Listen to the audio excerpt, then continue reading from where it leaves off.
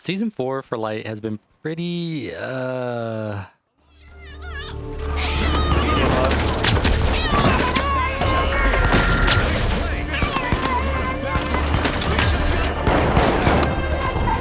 how is Light adapting to the new medium meta in Season 4?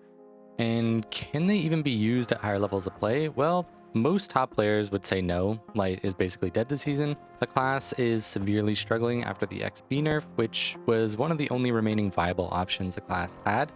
So I'm going to be breaking down some loadouts that I've been having success with this season, which has helped me reach Diamond and even top 100. And hopefully with the patches during this season, we can see a bit more viability from Light, but things are definitely different for the class. I'm going to start with the new version of the quote-unquote meta Light, as it's normally been called, which was the XP, Cloak, Stun, Gateway glitch. That has been the go-to as the meta loadout for a long time in this game, if you're going to be bringing Light into a high elo or scrim or a pro tournament, whatever. And this is sort of the changes that I've put on the class and ended up still having success with it. We're going to be bringing Cloak so that we can stay at range as per usual, position properly, and stay out of vision. Allow yourself to be the first person to shoot and don't get spotted. We're going to be bringing the LH1 with the new scope, as this really benefits us playing at range. A huge reason the XP was so good for all these seasons was because of the potential that it had at range. The scope certainly helped make the LH1 even more viable at these ranges. Even though the LH1 isn't as good as it used to be, we're working with whatever we got left. And the LH1 with scope honestly has been feeling pretty nice for me. Keep in mind that there is a glint to it, so don't just hard scope everything or else there's no point in even running Cloak. It's more about running Cloak, get the spot, and then quickly zoom in and get the picks. And for gadgets, we're bringing the stun for steal stops, and for picks on isolated targets, this combos really well if you're with your team, and you can call out a target, stun them, and then it is free pick for the rest of your team to just follow up. Gateway for general mobility, defensive setups, plugging faster, and helping your allies either get around the map or even get them out of bad situations. You can place a gateway, charge to them, plays it down for them to escape. There's tons of use cases for the gateway, and it's really important that you start to learn it, especially for high elo. Our last gadget is going to be frag grenades. With mesh seen less and less, we're in a place where glitch nades aren't as impactful. They can be decent when facing healers, but it's pretty easy to dodge a glitch nade. So now it's more reliable to just throw 2 frag grenades at the healers and then finish them off, or to just kind of burn their heals since it is a little bit slower. You can also throw this through a gateway to end up having it land on point, which is obviously very good for stalling without even having to be at the point. You want your teammates to go in first and then you to follow up. So being able to still be a part of the fight without having to show your face is really, really useful. For reserve, I like having the M11 as a backup. It's great for these closer range engagements. If you know you're going to be taking tons of fights in a building, it's probably best to swap to the M11. I also keep breach charges in my reserve, or just normally on the class in general, if your heavy isn't going to be bringing C4 for the drop, or if you have no DMAP player. If nobody else is going to be playing drop, breach charges honestly are very, very strong right now. These have been very impactful for me, so they've actually been kind of a standard on my loadout, and my team in general has been experimenting with different loadouts and different team comps, especially around HML, and these have actually been insanely useful. I've been able to get kills with them. I can even place the breach charges in a unique setup where I have 2 on the cash out, then I have 1 below the cash out so that I can play for a double drop. The intention here is more around allowing my heavy to drop the C4 so that they can play with the medium a lot more. As a light, I'm basically just constantly running around, plugging the cash boxes into cash out stations, and then regrouping with my team. So me being able to set up for drop with breach charges makes it a lot easier for my heavy and my medium to just kind of play together and end up going for the next plug, and I'll catch up so that we don't get split up too much during the rotation phases of the game. Keep in mind, this is just something that my team is sort of experimenting with. I'm not 100% sure if this is going to be the viable go-to pick, but we have been having success with it, so I wanted to throw it out here. I keep glitch grenades as well in my reserve for times that we face a lot of heavies, especially any mesh users. The last gadget I have is Tracking Dart. It's actually very underrated in general. I've been kind of using this thing in the final round for a while, and it's just like breach charge. I feel like there's a lot of use cases that people kind of sleep on because typically your teammates are already doing that job, but being able to do it yourself allows them to bring something else. So it's just something to experiment with if you haven't been already. It's also something good to keep in mind if you are a solo queue player, because if you know that your teammate isn't going to be playing for drop, being able to do it yourself is really good. And having tracking dart, especially on a solo queue, helps you basically just set up your team to know where the enemies are, especially for people who don't use mics or who can't hear you coordinating and communicating. It's a lot easier just tracking dart a whole team, and then all of a sudden your team knows, okay, you know, we can work together on this. And especially in the final round, even if you are with a full team, being able to track 3 enemies and then having your teammates just kind of clean up and chase down the enemies with you is really strong. With the 4 charges, you can make good use of this. An alternative weapon to bring in for this loadout would be the M26 Matter, but this kind of requires that you have good understanding of movement and positioning, since we're not bringing dash, and should not be used if you aren't very strong in the light class in general, and if your movement is not peak. On to the next class, we are going to cover my main loadout for light, which is, a dash build, and it is something that I actually am rocking in higher MMR and still having great success with. I think it's just because I'm well versed in how this works, and I've been using it when it was weaker, and it's actually in a lot of a stronger place now. And it's my good old bow class, the recurve bow and dash. These two synergize really well. Basically, whenever you dash, you can charge up another shot, so you can kind of keep dashing and charging up shots. And with the bow buff, it's good for finishing targets off, as the startup is easier to handle. You get that initial ramp up damage a little bit faster, and it starts off a little bit higher. And I just love this weapon, and if you truly commit to learning the weapon, you can actually succeed with it now. I do have multiple guides and videos on the weapon if you wanted further explanation on how to use the bow. I'd also recommend checking out Zafferman's spreadsheet, as there are some updated values, but a lot of the guides are going to still kind of hold true.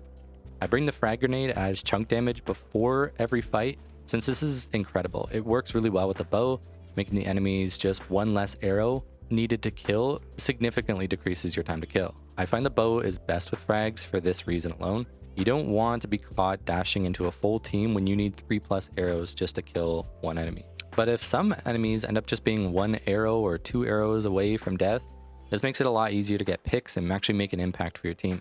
The gateway, as it's just the best gadget on light, kind of talked about this in the previous one, will be seen on every loadout in high elo. You can drop it in final round, but for the most part, it's going to be there all the time. And last, I bring glitch. Despite the fact we see less heavies, and specifically mesh, I still find a lot of value in using glitch when playing with the bow.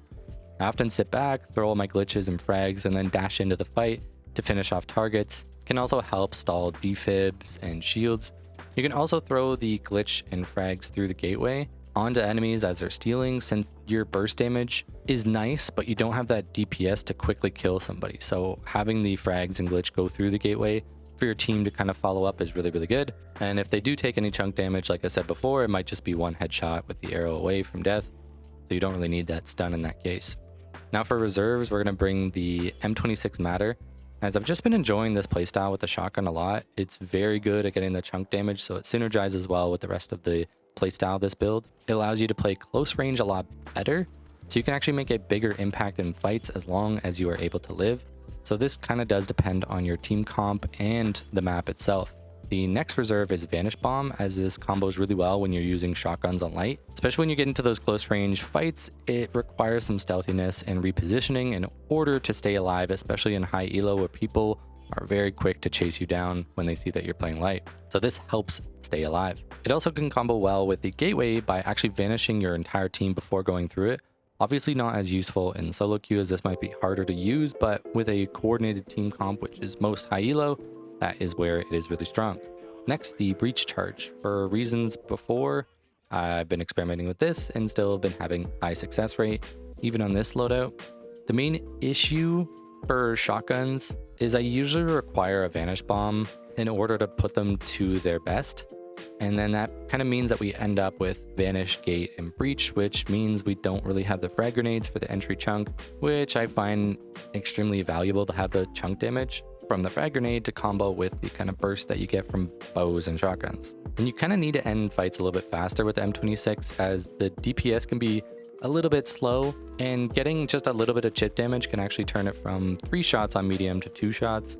And since we're facing so many mediums, I do find it's really good to have that extra little bit of DPS up front. So if you end up facing a 3-stack that's all grouped up, you could just get deleted faster than your weapon can kill. Last, we have stun, as this is very valuable in fights. especially in the final round and around specific cash outs. If you have been struggling with stopping steals, it might be good to just kind of throw this on. So stun should really never be ignored for that reason. For weapon alternatives to this build, we can bring the M11. This actually works really well with the stun and vanish that will be in the reserves. And if you enjoy the XP54, you can totally bring that, but realistically, the weapon isn't as good as it used to be and has been kind of struggling to keep up, so I've been sticking with a lot of the other weapons. The SH1900 can also replace the shotgun, the M26 Matter. It's a very strong weapon in the right hands. If you land your shots, you can succeed with the double barrel way better than you can actually succeed with the M26 in like initial fights and getting picks. It could also be good if you're kind of going with the whole breach and vanish and you don't really have the frag grenades, as the double barrel doesn't really require them. It is nice to have them, but if your aim is a little shaky, it honestly might not be worth it. You could probably just stick with the M26 instead, because M26 can still have a massive impact. The double barrel is just sort of a riskier playstyle, so it's kind of up to you what you prefer. Now, the last build might surprise you, especially if you've been following any like high elo light players from season to season, but it's actually going to be a grapple build. Yes, grapple in high elo has actually been a thing lately. I personally don't run grapple much, but I totally see the benefits. I just stick to what I'm experienced at, and when it comes to high elo, which is where a lot of my experience on light has been, it's actually running dash and cloak mainly. But I've been seeing a lot of grapple users lately, and I've been experimenting with it a little bit, but not as much as the dash and the vanish, but I can explain how this build works. So we're going to be bringing grapple with the M11 and the red dot sight on the M11.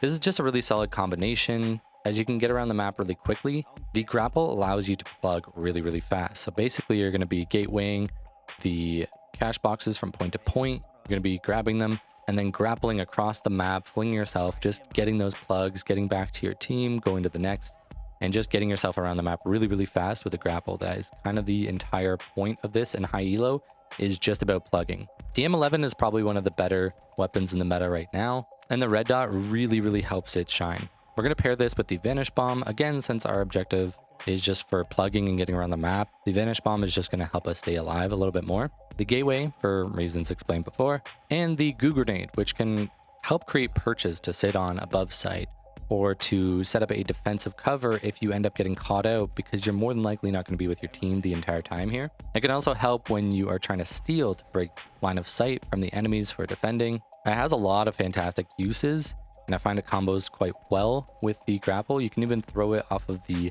ledge of buildings, sit on it, and then you can grapple back up. Basically, this is a very objective-oriented playstyle, but you still get to have the drop on people with weird spots that you're going to be playing from.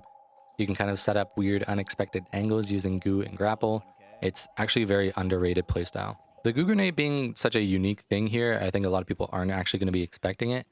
All the defensive setups coming from a light might surprise a lot of people. Surviving bad engagements while we wait for Grapple or Vanish Bomb can be a lot easier with Goo. So for reserves, we're going to be bringing the LH1, especially if you want to do the whole sitting up on a perch with the Goo up on high ground. This actually works really, really well on Cis Horizon. Next, we want some typical gadgets here for the reserves, such as frag grenades to lob down onto enemies.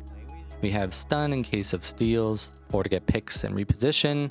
And last, we're going to bring the glitch grenades in case we run into a lot of heavies, as kind of mentioned before. This should help round out the build, and depending on which situation you're in, you can kind of bring the reserve that makes the most sense, since realistically we could drop Vanish or Goo for something else depending on your preference or the map or whatever playstyle you're kind of going for. Subscribe so you don't miss out on further content.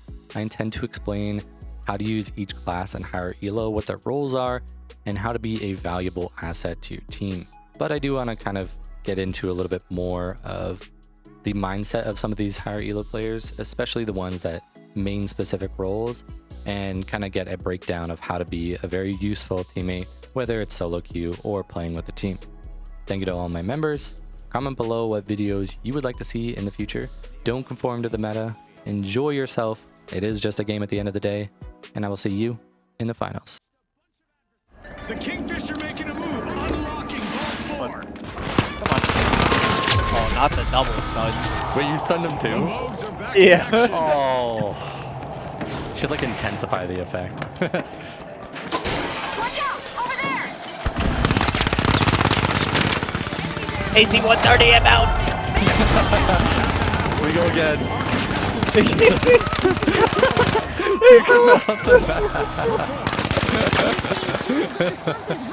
That was great.